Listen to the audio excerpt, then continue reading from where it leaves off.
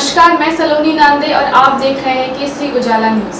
काफी दिनों से ये चर्चा हो रही है कि जो भी नेता भाजपा पक्ष से जाके मिल रहे हैं उन पर लगे सारे केसेस बंद किए जा रहे हैं। शरद पवार के राष्ट्रवादी कांग्रेस पार्टी के वरिष्ठ नेता अनिल देशमुख ने इस विषय पर अपने विचार प्रकट किए हैं। उन्होंने क्या कहा, आइए जानते हैं। हो, ते तर सर्व वर्तमानपत्रात आलंच ना। त्याच्यावरती सगळ्यांना माहीत आहे की जे सर्व नेते जे अशोक चव्हाणापासून सर्व नेते जे तिकडे गेलेत, भारतीय जनता पार्टी BJPच्या सरकारमध्ये काही सामील झाले किंवा त्यांच्यावर गेलेत, ते त्यांचं ठरवूनच होतं की त्यांच्यावरच्या ज्या केसेस आहेत त्या व्यवस्थित बंद करायच्या। पण आता अण्णा हजारे साहेबांनी हा विषय उचललेला दिसतो। पाहू आता काय होतं ते। मला तर असं वाटतं की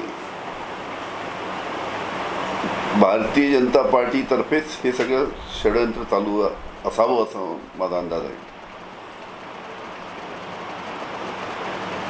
की आपल्याकडे घ्यायचं व त्यांना परत कोणाला सरी सांगून परत त्यांच्या मागे ससेमिरा लावायचा, त्यांना बदनाम करायचं, असं एकेकाला राजकारणातून उठवण्याचा प्रयत्न त्या निमित्तानं भारतीय जनता पार्टीचा दिसतोय। त्यांचं जे धोरण जे मला दिसतं की असं आहे की दूध देने वाली गाय जब तक दूध देती है तब तक उसको चारा खिलाते, और जब दूध देने वाली गाय दूध देना बंद कर देती है तो उसको कसाई के पास भेजने की तैयारी चालू हो जाती है। उसी की तरह ही शायद हो रहा होगा, ऐसा मेरा अनुमान है।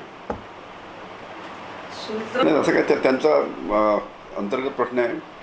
अजितदादाचा जो गट आहे त्यांचा अंतर्गत प्रश्न आहे की कोणाला मंत्रिपद द्यायचं, कोणाला नाही द्यायचं। आश्चर्य वाटतं की कारण की त्यांची पहिले तर लोकसभा लढायची छगन भुजबळ साहेबांची इच्छा होती, कारण की छगन भुजबळ साहेब वरिष्ठ नेते आहेत आणि त्यांना ग्रीन सिग्नल दिल्लीवरच मिळाला होता असं सुद्धा वर्तमानपत्रामध्ये आलं होतं। पण एकाएक त्यांना तिकीट नाकारलं नाशिकमधनं, आणि त्याच वेळेस त्यांनी राज्यसभेमध्ये जायची सुद्धा त्यांची तयारी होती, पण त्यावेळेससुद्धा त्यांना राज्यसभा त्यावेळेस देण्यात आली नाही। आतासुद्धा मला वाटतं की त्यांची राज्यसभेमध्ये जायची इच्छा असणार, पण त्यांना का राज्यसभा देण्यात आली नाही हा तर अंतर्गत त्यांनी सर्व नेत्यांनी एकत्र बसून, अजितदादाच्या नेत्यांनी एकत्र बसून चर्चा करून तसा निर्णय घेतला असावा। आहे की साहजिकच आहे, इतके सिनियर नेते त्यांची स्वतःची लोकसभा लढायची इच्छा असताना त्यांना दिली नाही, राज्यसभेमध्ये जायची इच्छा असताना राज्यसभा त्यांना मिळाली नाही। साहजिकच आता बाहेर जरी ते खुलेआमपणे बोलत नसतील तरी मनातून तर त्यांना दुःख नक्की झालं असेल असं दिसतं।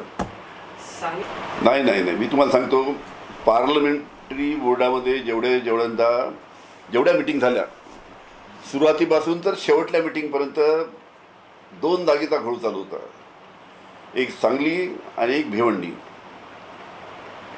आणि दोन्ही जागेसाठी खास करून सांगलीच्या जागेसाठी शिवसेनेचा आग्रह होता, काँग्रेसचा आग्रह होता, आणि त्या ठिकाणी जयंत पाटील साहेब त्या मतदारसंघातील त्याच मतदारसंघातील ते आमदार असल्यामुळे त्यांनीसुद्धा सांगितलं होतं की ही जागा माझ्या मताप्रमाणे काँग्रेसलाच द्यायला पाहिजे असा त्यांचासुद्धा जयंत पाटलाचा सुद्धा आग्रह होता।